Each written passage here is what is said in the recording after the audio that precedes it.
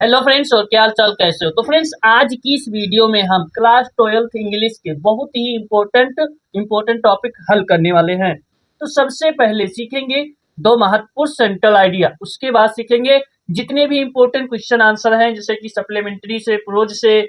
तो ये सभी इम्पोर्टेंट क्वेश्चन आंसर सीखने वाले हैं। तो चलिए बिना देरी करते हुए एक एक शुरू किया जाए। तो जैसा कि 2025 पेपर की तैयारी 4 नंबर बिल्कुल पक्का।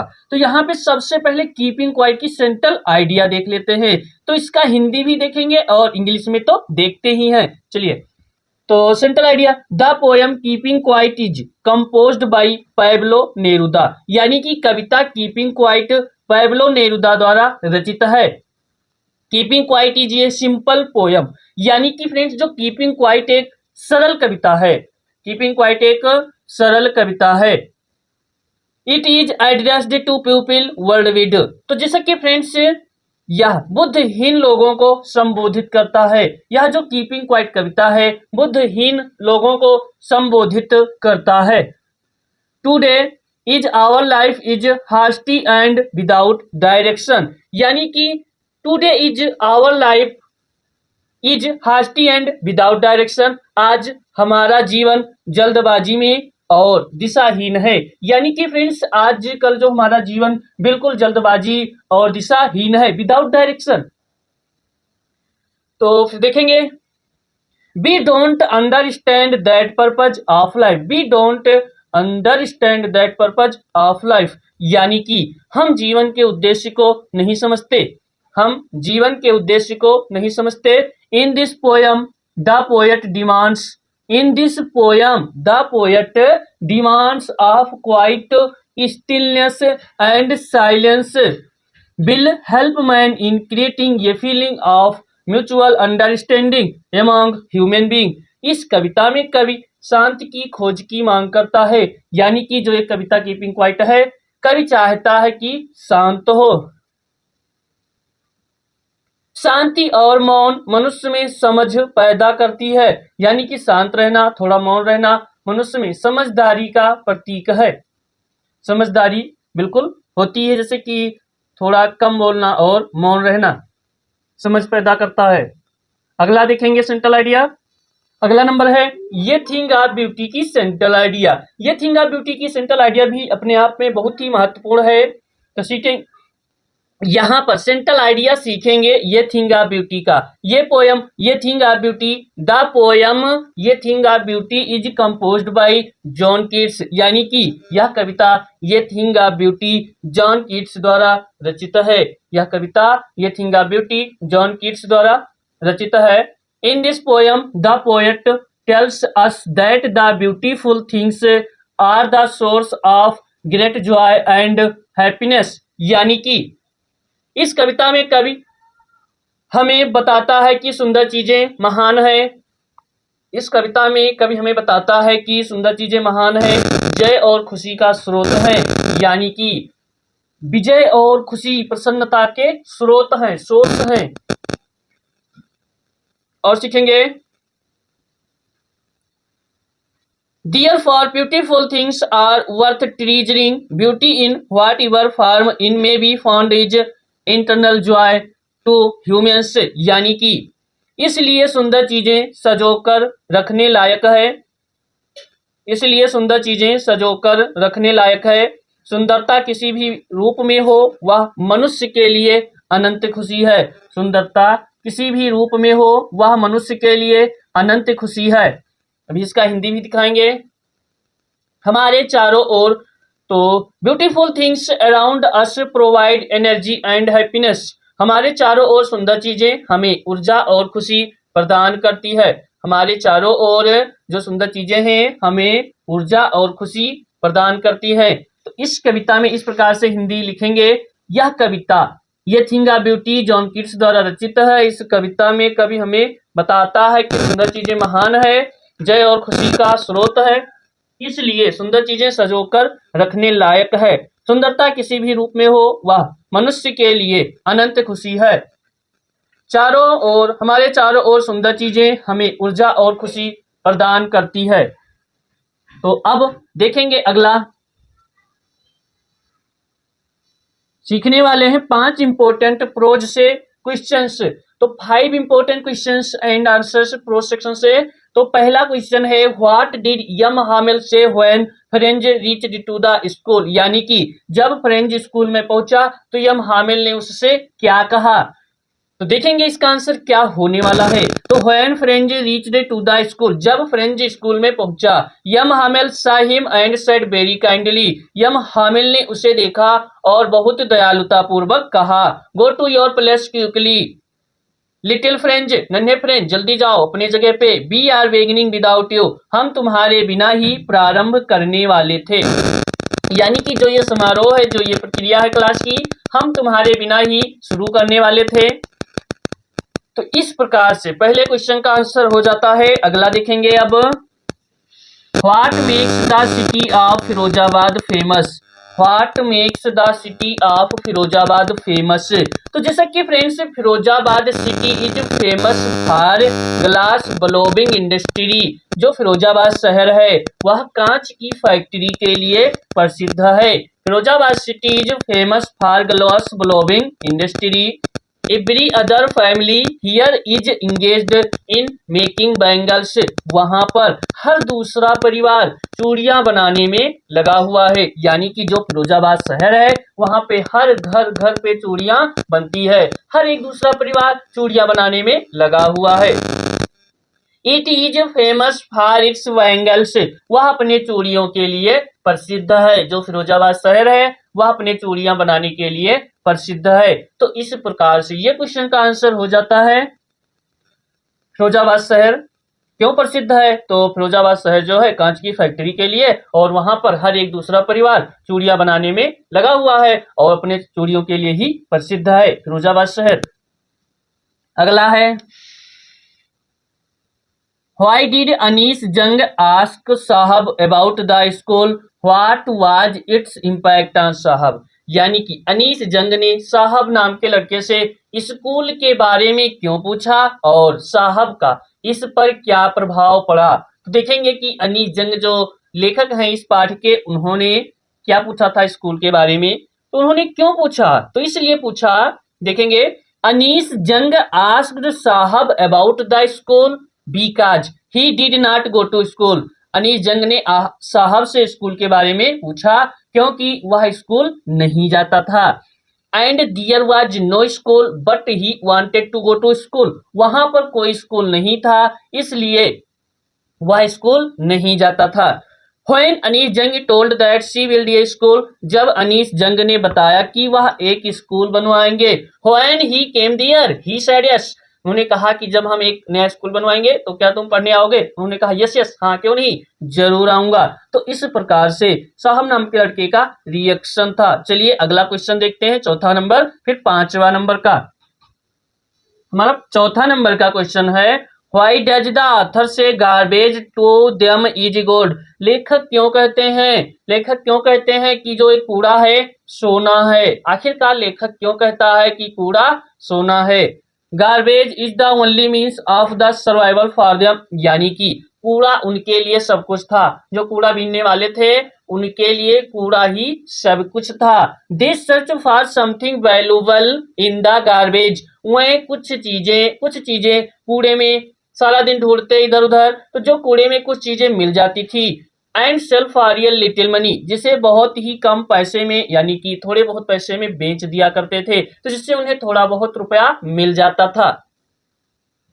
सो the author rightly says that, इसलिए लेखक सत्य ही कहता है, garbage is no less than gold to the ragpickers की, इसलिए लेखक सत्य ही कहता है कि कूड़ा बीनने वालों के लिए सोना से कम नहीं है।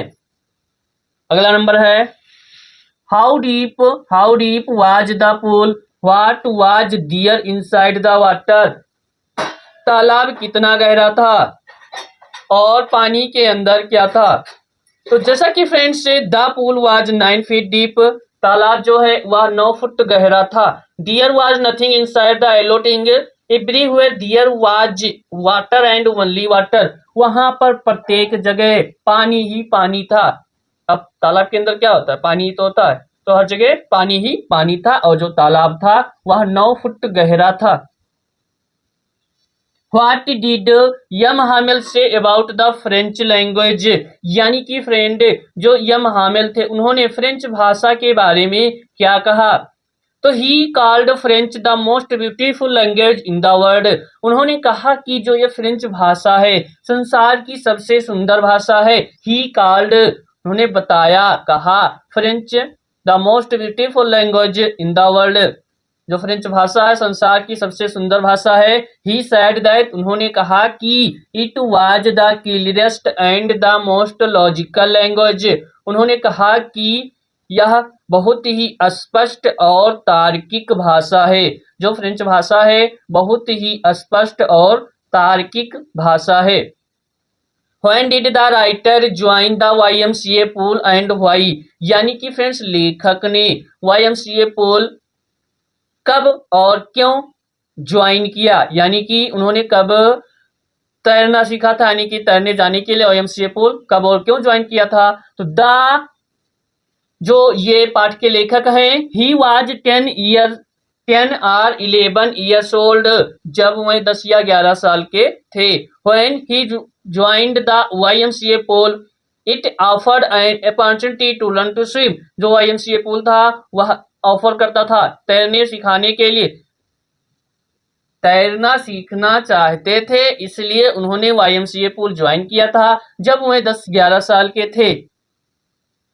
चलिए अब देखते हैं, अब सप्लीमेंट्री के 2-3 चैप्टर के इंपॉर्टेंट क्वेश्चन देख लेते हैं। तो जैसा कि most important question third level के, what was the third level, where was it situated, तो देखेंगे जैसा कि friends third level refers to the subway of the Grand Central station in New York, जो ये थर्ड लेवल है वह न्यूयॉर्क में ग्रैंड सेंट्रल स्टेशन का एक प्रकार से रास्ता था।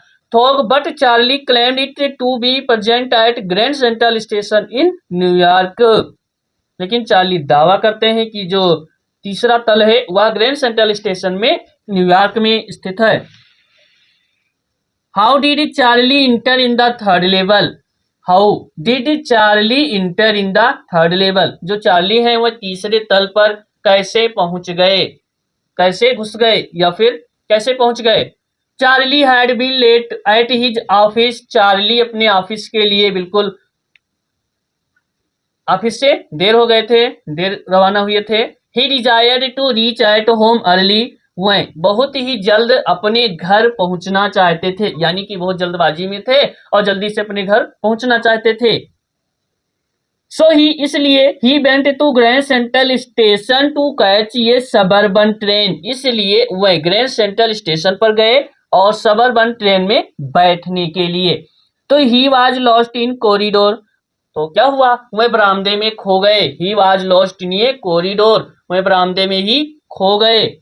ही थॉट इट वाज ये सेकेंड लेवल, उन्होंने सोचा कि यह दूसरा तल है, उन्होंने सोचा कि हम स्टेशन नंबर 2 पे पहुंचे, लेकिन क्या हुआ आखिर, but he had reached the third level, लेकिन वह तो तीसरे तल पर पहुंच चुके थे, लेकिन वह तीसरे तल पर पहुंच गए।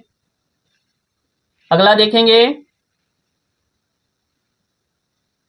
What did Charley find when entered to the third level, चार्ली ने तीसरे तल पर प्रवेश किया तो क्या पाया।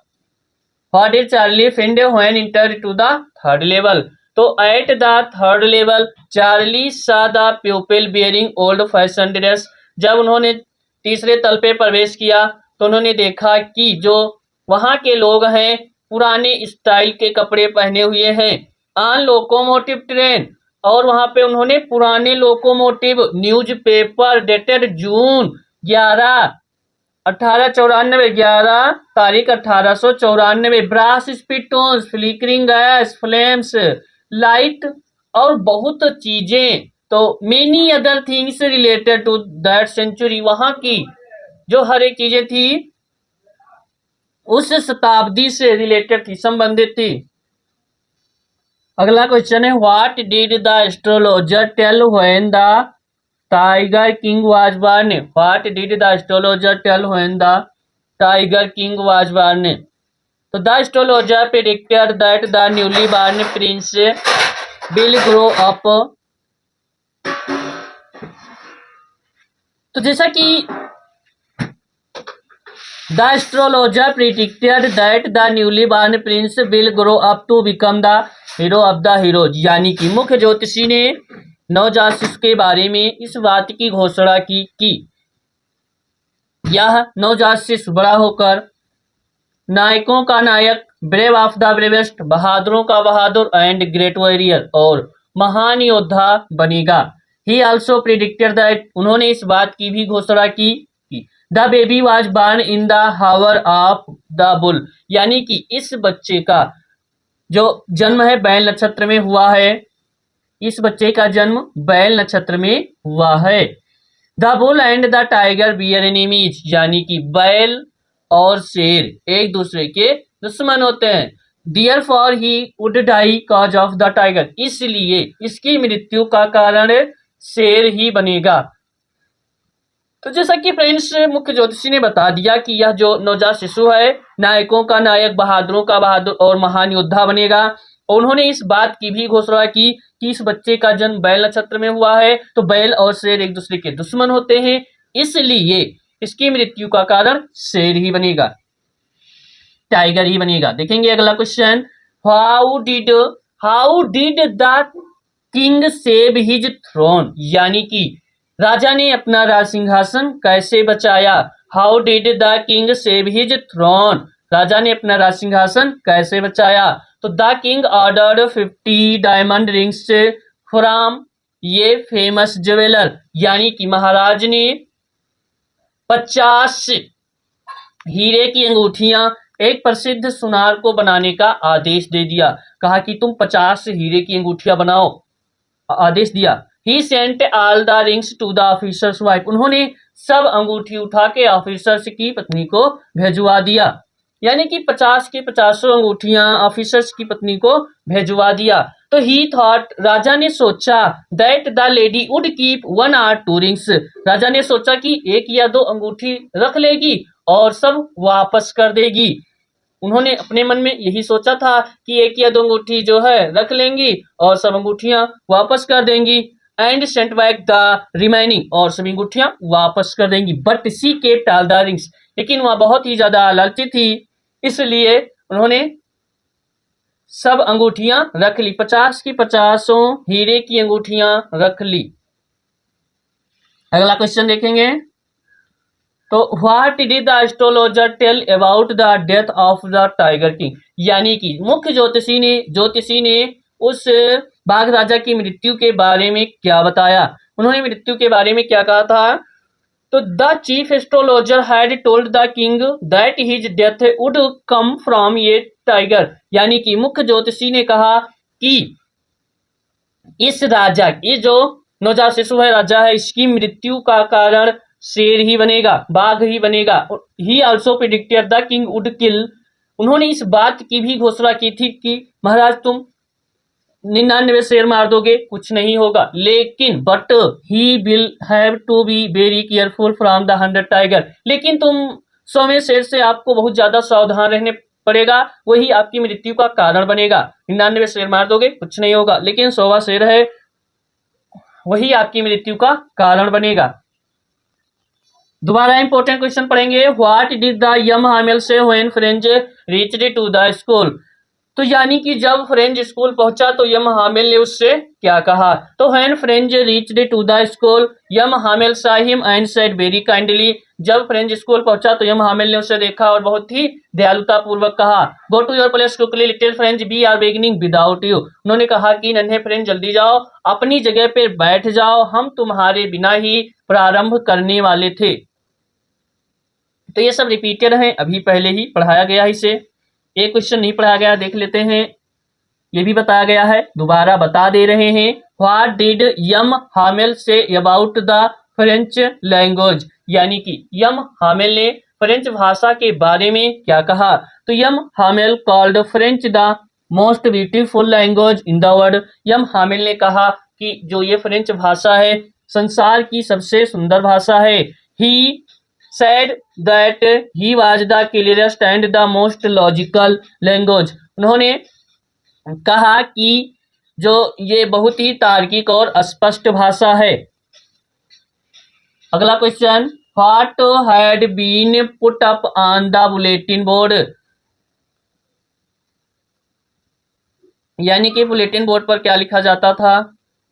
तो an order from Berlin had been put up on the bulletin board, जो बर्लिन से आदेश आता था उसे बुलेटिन बोर्ड पर लिखा जाता था। इट सेड दैट, उनमें कहा गया है कि, जो बुलेटिन बोर्ड पे लिखा है वो बता रहा है कि only German would be taught in the schools of अल्सेस and Lauren, की बुलेटिन बोर्ड पे लिखा हुआ है अल्सेस और लॉरिन के स्कूलों में अब सिर्फ जर्मन भाषा ही पढ़ाई जाएगी। The teaching of French had to be stopped, और फ्रेंच भाषा पर रोक लगा दिया गया है, फ्रेंच भाषा पर रोक लगा दिया गया है। ये रहे कुछ इंपॉर्टेंट क्वेश्चन, जल्दी ही लाया जाएगा नया क्वेश्चन। थैंक्स फॉर वॉचिंग, और जल्दी ही इंपॉर्टेंट क्वेश्चन लाए जाएंगे।